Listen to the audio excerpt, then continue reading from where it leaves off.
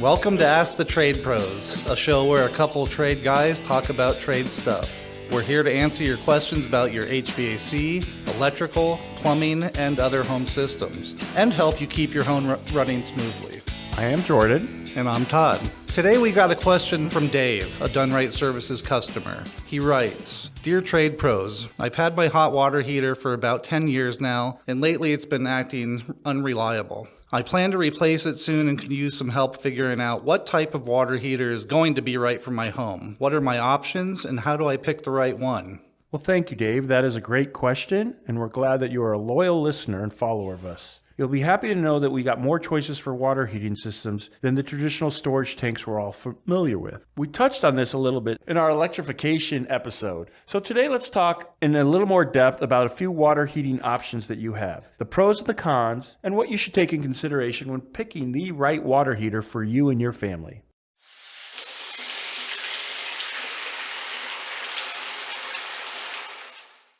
Now we're in Tucson, so do we need a hot water heater in the summer? No, I don't think we do. But if you do need a hot water heater, then you do have some options. You have tank, tankless, hybrid, electric, tankless, etc. There's multiple options. So first we'll start with the tank water heater. Tank water heaters store and continuously heat the water in the tank, ready for use at any time. So that's like the water heater I have now, right? The big tank out in the garage? Yes. So with a tank water heater, you can get different sizes depending on usage. You can get as small as a 6-gallon water heater, and you can go all the way up for residential, typically to about 80 gallons.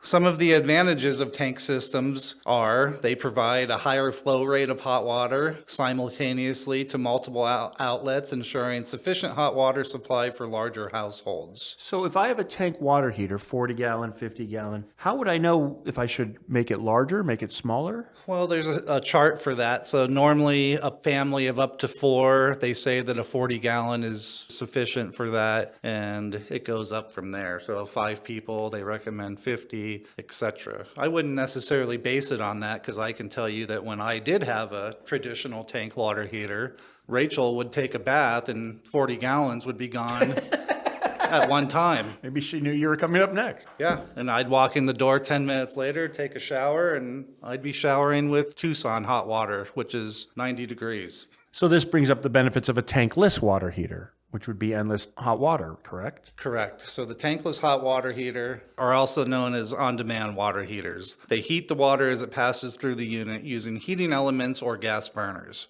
Tankless water heaters are measured by their flow rate, expressed in gallons per minute, or GPM, which is different than a traditional water heater. Different models also provide varying gallon per minute rates, so you'll need to base that on the size of your household to determine what size tankless water heater you need. So explain this a little more to us. The size of our household, would that be the amount of faucets we have, the amount of showers we have? Correct. So a good rule of thumb is, on average, if you have your tub open, that's going to be running at probably 3 gallons per minute. Normally, a shower head or a bathroom faucet or a kitchen faucet, you can calculate at about 1.2 gallons per minute. Washing machine is going to be 3 gallons per minute. So what you're going to want to do is add up all of those fixtures that you would want potentially to be running at one time and still be able to provide hot water to the rest of your house. So it matters not only the amount of bathrooms you have, but the amount of people using them at the same time. Correct. Now, this brings up an interesting question, Todd, versus electric and gas tankless. I know that the electric tankless water heaters have a much lower output than a gas water heater. Well, not only do they have a much lower output, but they require a lot more power as well. Meaning, in most cases, if you're going to want to install electric tankless for your whole house, you're most likely going to need a panel or a power upgrade as well to be able to do that. Let's talk a little bit about hybrid water heaters. A hybrid water heater is a heat pump air conditioner on the top of a tank water heater. You can install it in place of a regular electric water heater. It is vastly more efficient. One of the benefits these days, aside from efficiency, is that it also qualifies for the IRA tax credits. So what are you saying, Jordan? How does the heat pump work? Are you saying that it removes heat from the air and transfers it to the water? Exactly. It just grabs the air in your garage or your closet or wherever you have the water heater and transfers it into the water, therefore saving you energy. Now, there are some modifications you would have to make on a traditional water heater to allow a heat pump water heater. That is, it's going to need a drain line and an additional space depending on how tight your water heater closet is. It sounds big to me. They are much taller than a regular water heater. They are, of course, the same size around as a regular water heater, but because there's a whole air conditioning system mounted on the top of the water heater, it's generally 1.5 to 2 feet taller than a traditional electric water heater. So I guess if you're considering a hybrid water heater, then you're going to also need to look at the space required for that unit. Correct. When determining the appropriate size, it's crucial to calculate your household's peak hot water demand, taking into account the number of bathrooms, appliances, and fixtures that may be in use simultaneously. Okay, now that we've talked about the different water heaters and options, let's talk a little bit about the pros and cons for each. Let's start with tank water heaters. Some of the pros: they're a lot cheaper than a tankless, right? So if money's an issue, you might want to lean that way. Then they're straightforward, easier to understand and maintain. Some of the cons on them: limited hot water supply. They might explode on you. They may explode. So tank systems store the amount of water which the tank holds. So once that water runs out, you're going to need to wait for the tank to refill and reheat the water, which sometimes could be upwards of an hour, depending if it's gas or electric. Or if your girlfriend's taking a long, long hot bath before you. You never know. They're also less energy efficient. So even when they're not in use, tank water heaters keep the water heated in the tank, resulting in standby heat loss and higher energy consumption. Yeah, you ever hear your gas water heater fire up in the middle of the day when you haven't used it? Of course. The biggest con to them is the lifespan. They typically have a shorter lifespan compared to tankless models.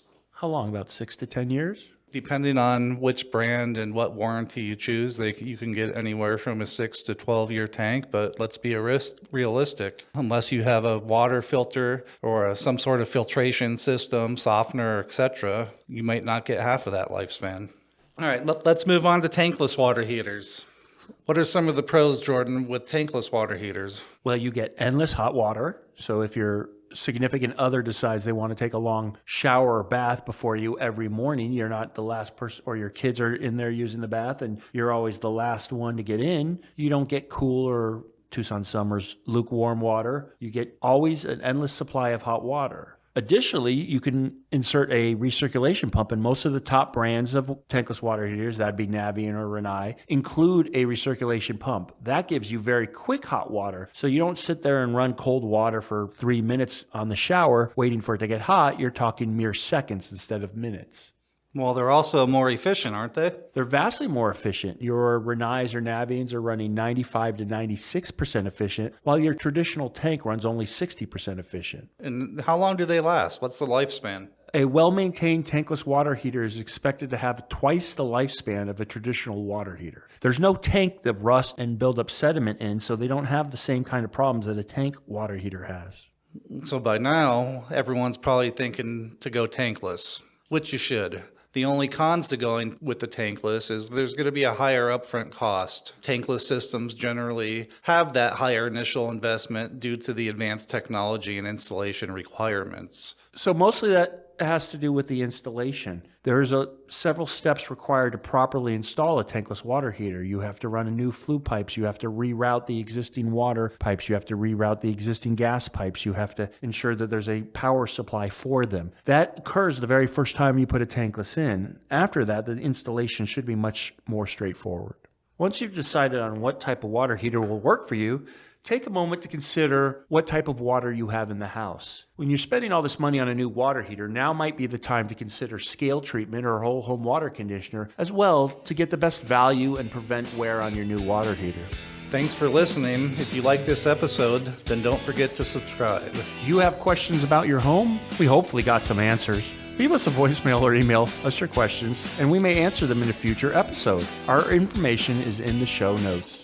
And if you need more help, reach out to your trusted professionals or the qualified technicians at Dunright Services for any HVAC, plumbing, or electrical needs. To find out more, go to dunrightservices.com. That's DONERITESVCS.com.